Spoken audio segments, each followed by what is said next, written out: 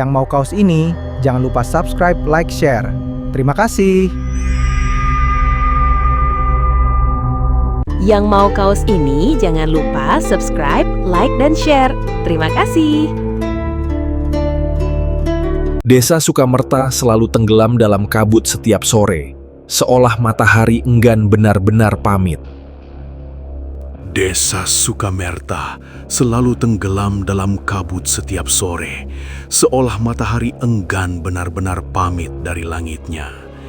Rumah-rumah kayu berdiri rapat dengan cat yang mengelupas, dan di ujung desa berdiri sebuah rumah tua yang sudah lama kosong. Tak ada anak-anak yang berani bermain di dekat sana, sebab sejak dulu rumah itu dikenal sebagai rumah dengan cermin terkutuk. Cermin yang konon bisa berdarah. Ini alamatnya. Jangan pecahkan cerminnya. Indra dan Rara datang ke desa itu bukan untuk liburan. Mereka adalah pasangan suami istri yang baru saja mewarisi rumah tua tersebut dari seorang kerabat jauh yang bahkan tak pernah mereka kenal. Surat warisan itu singkat dan aneh, hanya berisi alamat rumah dan satu kalimat yang membuat Indra merinding. Jangan pecahkan cerminnya.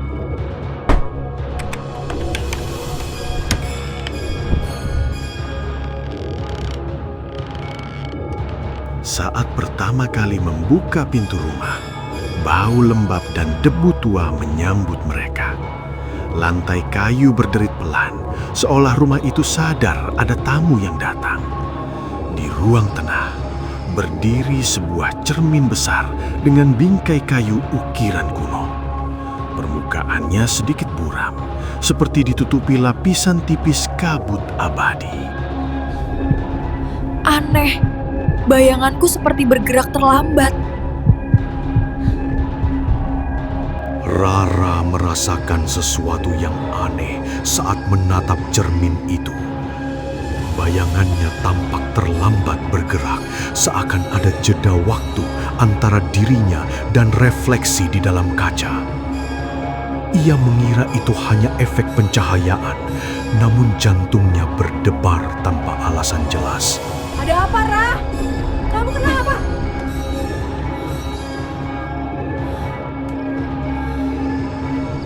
Malam pertama mereka di rumah itu diwarnai suara-suara ganjil. Ketukan halus terdengar dari dalam dinding, disusul bunyi seperti kuku yang menggores kaca.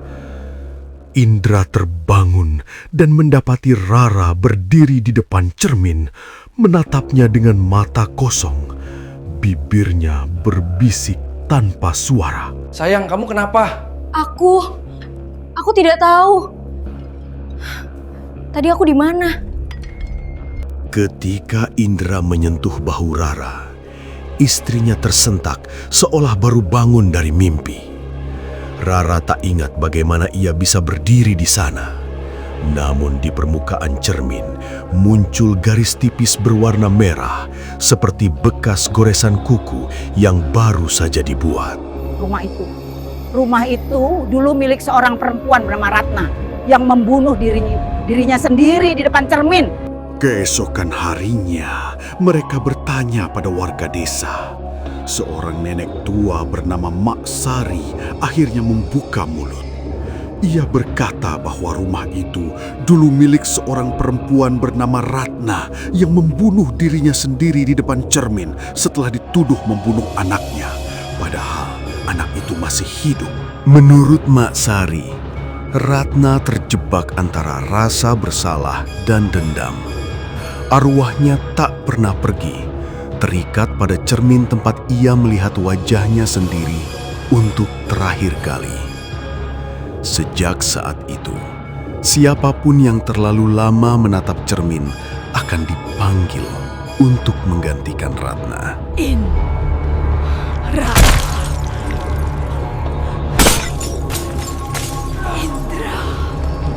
Indra mulai mengalami mimpi buruk. Dalam tidurnya, ia melihat Rara terkurung di balik kaca, mengetuk-ngetuk dari dalam sambil menangis darah. Setiap kali Indra terbangun, noda merah selalu muncul di cermin. Semakin banyak, semakin jelas menyerupai bekas telapak tangan. Seseorang di cermin lebih mengerti aku daripada siapapun. Bahkan lebih dari Indra. Rara pun berubah. Ia sering berbicara sendiri, tersenyum ke arah cermin, dan menyisir rambutnya berjam-jam tanpa lelah. Kadang ia berkata bahwa ada seseorang di dalam cermin yang memahaminya lebih dari siapapun, bahkan lebih dari Indra. Pas Jumat Kliwon, malah mati lampu. Puncaknya terjadi pada malam Jumat Kliwon. Lampu rumah padam sendiri dan cermin memantungkan bayangan yang bukan milik mereka. Indra melihat dirinya berdiri di belakang Rara, padahal ia sedang berada di dapur.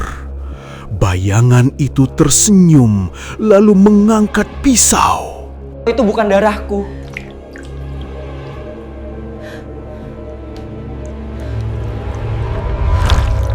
Indra berlari ke ruang tengah dan mendapati Rara tergores di lengannya.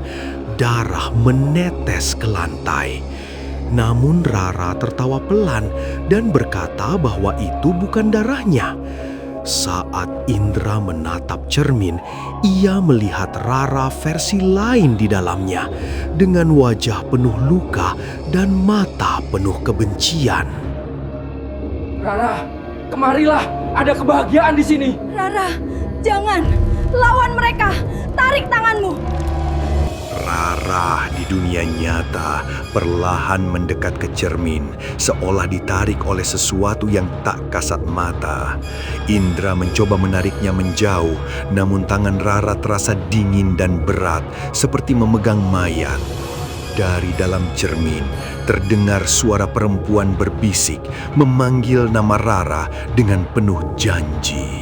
Rara, ikutlah denganku sayang. Semuanya akan indah di sini. Dengan sisa keberaniannya, Indra mengambil palu dan mengingat pesan dalam surat warisan. Ia ragu, tapi melihat Rara hampir sepenuhnya masuk ke dalam cermin, ia menghantamkannya dengan keras. Kaca retak dan darah menyembur keluar, membasahi tubuh Indra. Cermin itu pecah dan Rara pingsan. Namun saat ia terbangun, sebuah pantulan merah terlihat di matanya.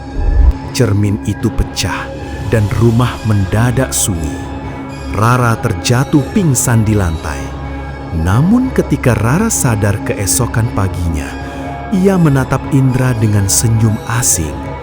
Di matanya, Indra melihat pantulan merah, bukan dari cermin, tapi dari dalam diri Rara sendiri.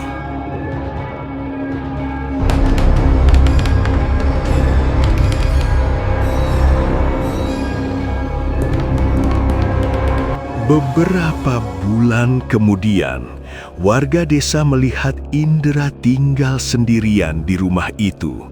Rara tak pernah terlihat lagi. Di ruang tengah tergantung sebuah cermin baru, utuh, bersih, dan berkilau. Jika seseorang mendekat dan menatap terlalu lama, mereka bisa melihat bayangan Rara di dalamnya, mengetuk perlahan dengan wajah berlumur darah.